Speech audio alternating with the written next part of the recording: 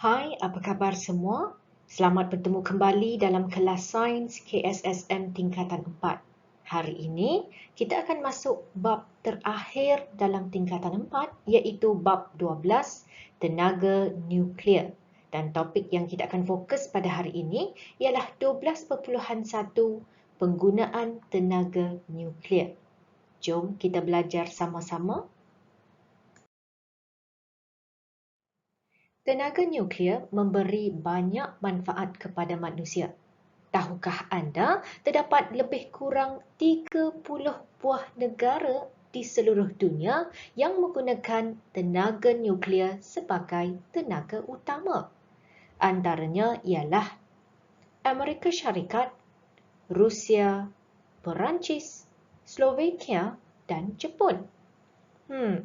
Kenapa ya negara-negara ini memilih tenaga nuklear sebagai tenaga utama? Kelebihan tenaga nuklear ialah ianya merupakan tenaga alternatif yang boleh digunakan untuk menjanakan tenaga elektrik. Cikgu pasti semua sedia maklum kebanyakan negara termasuk negara kita bergantung kepada bahan api fosil untuk menjana tenaga elektrik. Tetapi kelemahan bahan api fosil ialah ianya merupakan sumber tenaga tidak boleh baharu. Jadi dengan adanya tenaga nuklear, maka kita dapat menggantikan dan mengurangkan penggunaan petroleum dan arang batu. Selain itu, tenaga nuklear menghasilkan tenaga yang lebih besar dan lebih efisien berbanding sumber tenaga yang lain. Tenaga nuklear juga dapat menghasilkan sinaran mengayon seperti sinar gamma yang boleh digunakan dalam pelbagai bidang. Contohnya, dalam bidang perubatan, sinar gamma boleh digunakan untuk membunuh sel kanser. Jadi dalam erti kata yang lain, penggunaan tenaga nuklear dapat meningkatkan taraf kesihatan dan taraf hidup manusia. Yang ketiga ialah tenaga nuklear membebaskan jumlah gas rumah hijau yang sedikit berbanding sumber tenaga yang lain. Contohnya, kita tahu stesen jana kuasa elektrik yang menggunakan bahan api fosil membebaskan gas rumah hijau seperti karbon dioksida yang banyak. Apa kesan daripada peningkatan gas rumah hijau? Apabila sinaran cahaya matahari memasuki atmosfera, maka ianya akan memanaskan bumi. Sebahagian daripada sinaran ini akan menjadi sinar inframerah yang akan dipantulkan keluar ke angkasa. Tetapi dengan adanya gas rumah hijau seperti karbon dioksida, ianya akan membentuk satu lapisan yang menghalang pembebasan sinar inframerah yang seterusnya memerangkap haba. Inilah yang menyebabkan suhu bumi meningkat, iaitu menyebabkan pemanasan global ataupun kesan rumah hijau. Jadi tenaga nuklear membebaskan kurang gas rumah hijau, maka kuranglah kesannya kepada pemanasan global. Walaupun tenaga nuklear merupakan sumber tenaga yang lebih bersih berbanding sumber tenaga yang lain, tetapi ingat, tenaga nuklear juga boleh memberi kesan negatif kepada manusia. Anda perlu ingat, tenaga nuklear menghasilkan sisa-sisa radioaktif. Sekiranya sisa-sisa ini tidak diurus dengan betul, maka ini akan menyebabkan pencemaran nuklear yang seterusnya boleh menjejaskan kesihatan dan mengancam nyawa semua hidupan. Selain itu, ada juga kemungkinan loji kuasa nuklear mengalami kerosakan. Contohnya, apabila Jepun dilanda tsunami. loji kuasa nuklear yang terletak di Fukushima telah mengalami kerosakan dan menyebabkan pembebasan bahan radioaktif ke persekitaran. Begitu juga apabila berlakunya letupan di loji kuasa nuklear di Chernobyl. Jadi semua ini menyebabkan pencemaran nuklear yang menyebabkan pembebasan bahan radioaktif yang boleh menjejaskan kesihatan dan mengancam nyawa. Selain itu, memandangkan tenaga yang dihasilkan oleh tenaga nuklear adalah sangat besar, bayangkan apa yang akan berlaku jika tenaga nuklear disalahgunakan. Cikgu pasti semua masih ingat apa yang berlaku semasa Perang Dunia Kedua, iaitu apabila bom atom telah digugurkan di Hiroshima dan Nagasaki. Kesannya amat dahsyat sekali. Sudah tentu kita tidak mahu sejarah ini berulang. Sebab itu, penggunaan tenaga nuklear perlulah dilakukan dengan berhati-hati. Sekarang kita akan masuk pula topik 12.2, penghasilan tenaga nuklear. Tahukah anda apa yang dimaksudkan dengan tenaga nuklear? Tenaga nuklear bermaksud tenaga yang terhasil daripada tindak balas yang berlaku di dalam nukleus atom. Sebab itu ianya disebut sebagai tenaga nuklear. Nuklear di sini merujuk kepada apa yang berlaku dalam nukleus atom. Tenaga nuklear dapat dihasilkan melalui dua cara, iaitu pembelahan nukleus dan pelakuran nukleus. Sekarang kita akan lihat dulu tentang proses pembelahan nukleus. Sebagaimana namanya ialah pembelahan, maka proses ini melibatkan pemecahan satu nukleus radioaktif yang berat kepada dua atau lebih nukleus yang lebih ringan. Ingat ya, satu nukleus radioaktif yang berat menjadi dua atau lebih nukleus yang lebih ringan dan lebih stabil. Dan proses ini disertai dengan pembebasan tenaga. Itulah tenaga nuklear. Lihat gambar yang ditunjukkan. Ini merupakan nukleus radioaktif yang berat, iaitu uranium-235. Apabila uranium-235 dibedil dengan neutron. Dibedil di sini bermaksud dilanggar dengan neutron, maka nukleus radioaktif ini akan pecah menjadi dua nukleus yang lebih ringan dan lebih stabil. Dan proses ini membebaskan tenaga. Di samping itu, turut dibebaskan 3 neutron.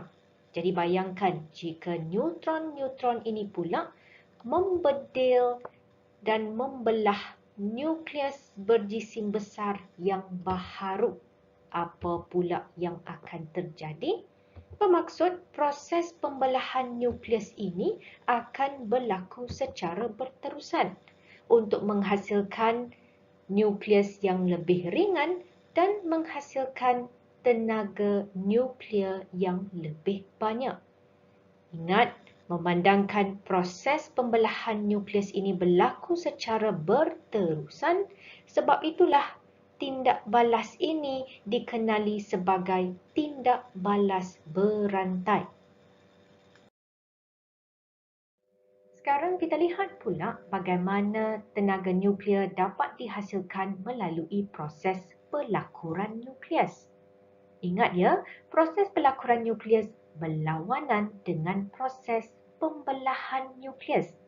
Kalau tadi kita belajar dalam proses pembelahan nukleus, nukleus radioaktif yang berat pecah menjadi nukleus yang lebih ringan, pelakuran nukleus pula melibatkan proses percantuman dua nukleus radioaktif yang ringan untuk membentuk nukleus yang lebih berat. Dan proses ini juga disertai dengan pembebasan tenaga. Lihat contoh yang ditunjukkan di bawah. Dua nukleus radioaktif yang ringan, iaitu deuterium dan tritium, yang merupakan isotop hidrogen, akan bergabung untuk membentuk nukleus yang lebih berat dan disertai dengan pembebasan tenaga. Tapi ingat ya, proses pelakuran nukleus hanya akan berlaku pada suhu yang amat tinggi. Tetapi kelebihannya ialah tenaga nuklear yang dihasilkan melalui pelakuran nukleus adalah lebih banyak berbanding pembelahan nukleus. Pelakuran nukleus berlaku secara semula jadi di matahari. Kenapa? Yang pertama, suhu di matahari sememangnya sangat tinggi. Dan yang kedua, matahari juga mengandungi isotop hidrogen. Maka berlakulah proses pelakuran nukleus di matahari untuk membebaskan tenaga yang merupakan sumber tenaga utama hidupan di bumi. Sekarang kita akan belajar pula tentang proses penjanaan tenaga elektrik daripada tenaga nuklear. Proses penjanaan tenaga elektrik ini berlaku dalam stesen jana kuasa tenaga nuklear yang terdiri daripada reaktor nuklear dan juga penjana. Bahan radioaktif yang digunakan ialah uranium dan proses yang berlaku ialah proses pembelahan nukleus. Proses ini akan membebaskan tenaga haba yang banyak yang seterusnya digunakan untuk memanaskan gas yang mengalir melalui teras reaktor. Terdapat juga rod pengawal boron. Rod pengawal boron berperanan untuk mengawal kadar tindak balas pembelahan nukleus, iaitu dengan menyerap neutron yang berlebihan. Kita dah belajar sebelum ini, jika neutron ini dibiarkan, maka proses pembelahan nukleus akan berlaku secara berterusan, iaitu tindak balas berantai, dan akan membebaskan terlalu banyak tenaga nuklear. Untuk mengawal kadar tindak balas, maka rod-rod boron ini akan menyerap neutron yang berlebihan. Reaktor nuklear dikelilingi oleh perisai konkrit. Perisai ini akan mengelakkan kebocoran sinaran radioaktif daripada reaktor.